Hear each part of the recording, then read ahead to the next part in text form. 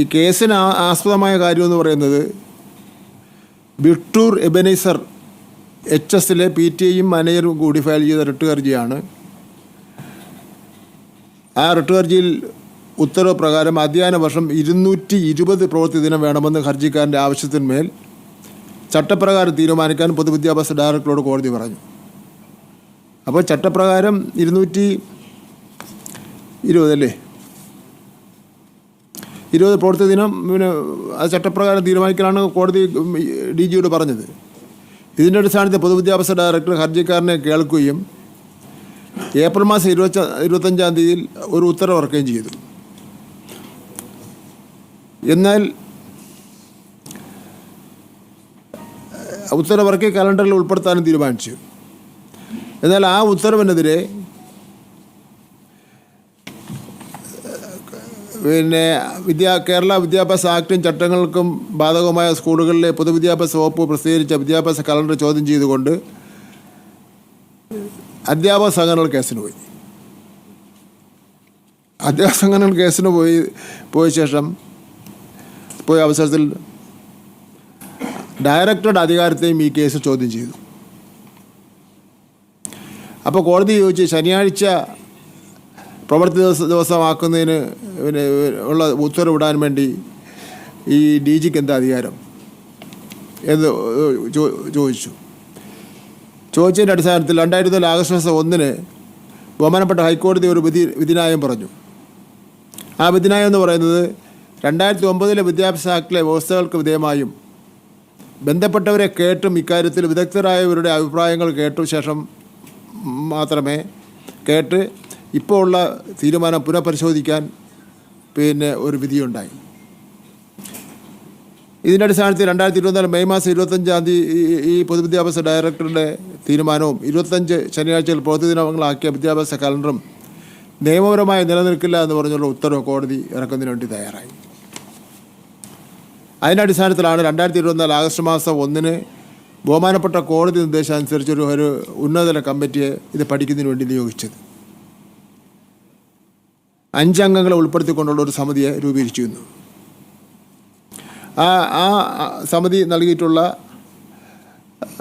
നിർദ്ദേശം കോടതിക്ക് തുല്യമാണ്. കോടതി പറഞ്ഞ അനുസരിച്ചാണല്ലോ.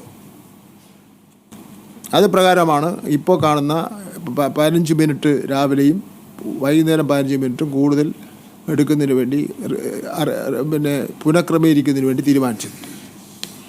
ഇതിൽ നിയമങ്ങളും ചട്ടങ്ങളും നോക്കിയാൽ കേരള വിദ്യാഭ്യാസ ചട്ടങ്ങളിലെ അധ്യായം 7 ചട്ടം 3 പ്രകാരം ഓരോ സ്കൂൾ വർഷത്തിലും സാധാരണഗതിയിൽ ചുരുങ്ങിയത് പരീക്ഷാ ദിവസങ്ങൾ കൂടാതെ 220 സാധ്യമായ ദിവസങ്ങൾ ഉണ്ടായിരിക്കണമെന്നും എന്നാലും പ്രത്യേകം കാണിക്കുന്നുണ്ട്.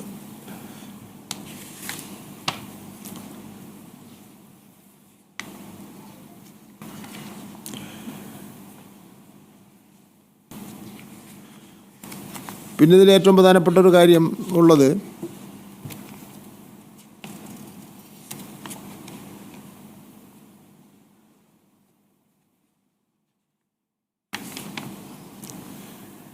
ഗുജറാത്തിൽ ഇത് 243 പ്രവൃത്തി ദിവസമാണുള്ളത്.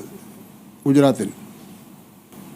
ഉത്തർപ്രദേശിൽ 233 പ്രവൃത്തി ദിവസമാണുള്ളത്. കർണാടകത്തിൽ 244 പ്രവൃത്തി ദിവസമാണുള്ളത്. ആന്ധ്രാപ്രദേശിൽ 233 പ്രവൃത്തി ദിവസമാണുള്ളത്. ഡൽഹിയിൽ 220 എന്നീ പ്രകാരമാണ് പ്രവൃത്തി ദിവസങ്ങളുള്ളത്. അപ്പോൾ ഈ സാഹചര്യങ്ങളൊക്കെ തന്നെ ഞാനിവിടെ എക്സ്പ്ലെയിൻ ചെയ്തതിനേക്കാൾ കുറച്ച് കൂടുതൽ കാര്യങ്ങളൊക്കെ തന്നെ ഈ പങ്കെടുത്ത സംഘടനകളെ ബോധ്യപ്പെടുത്തുകയും അവരുടെ അഭിപ്രായങ്ങൾ കേൾക്കുകയും ചെയ്തു. അതിൻ്റെ അടിസ്ഥാനത്തിൽ ഇപ്പോൾ എടുത്ത തീരുമാനങ്ങളുമായി മുന്നോട്ട് പോകാനാണ് ഗവൺമെൻറ് തീരുമാനിച്ചിട്ടുള്ളത്. വേണ്ടി വന്നാൽ അടുത്ത അക്കാഡമിക് ഇയറിൽ പരാതികൾ ആർക്കെങ്കിലും ഉണ്ടെങ്കിൽ നൽകിയാൽ ആ സമയത്ത് അപ്പോൾ നമുക്ക് അന്നത്തെ സാഹചര്യം വെച്ച് നമുക്ക് പരിശോധിക്കുമെന്ന് പറയുമ്പോൾ കോടതി വിധിയുണ്ട്, നിയമങ്ങളുടെ ഭേദഗതിയുണ്ട്. അത്തരം കാര്യങ്ങളെല്ലാം കൂടെ അടുത്ത വർഷം പരിശോധിക്കുന്നതിൽ ഗവൺമെൻറ്റിന് ഒരു വ്യത്യസ്തമായ അഭിപ്രായമില്ല. പക്ഷേ ഇപ്പോൾ എടുത്ത തീരുമാനവുമായി ഗവൺമെൻറ് മുന്നോട്ട് പോകാൻ തന്നെയാണ് തീരുമാനിച്ചിട്ടുള്ളത്. ഇപ്പോൾ എടുത്ത തീരുമാനം എന്താ? 15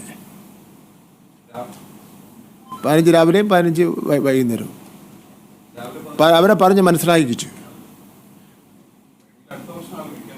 അല്ല, നമുക്ക് ഒരു ജനാധിപത്യ സംവിധാനമാണല്ലോ. നമ്മൾ ഒരിക്കലും ആരോടും ചർച്ച ചെയ്യില്ലെന്നോ പിന്നെ അങ്ങനെയൊന്നും പറയാനൊന്നും പറ്റില്ലല്ലോ.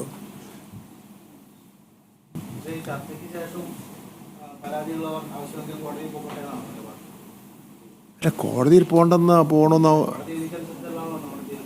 അല്ല, അത് അവര് കോട്ടയതോ? പരാതിയുള്ളവർക്ക് വേണമെങ്കിൽ കോടതി പോവാം.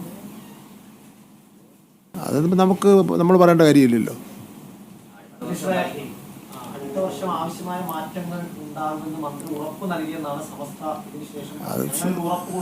ഇല്ല അങ്ങനെയൊന്നും ഉറപ്പ് കൊടുത്തിട്ടില്ല.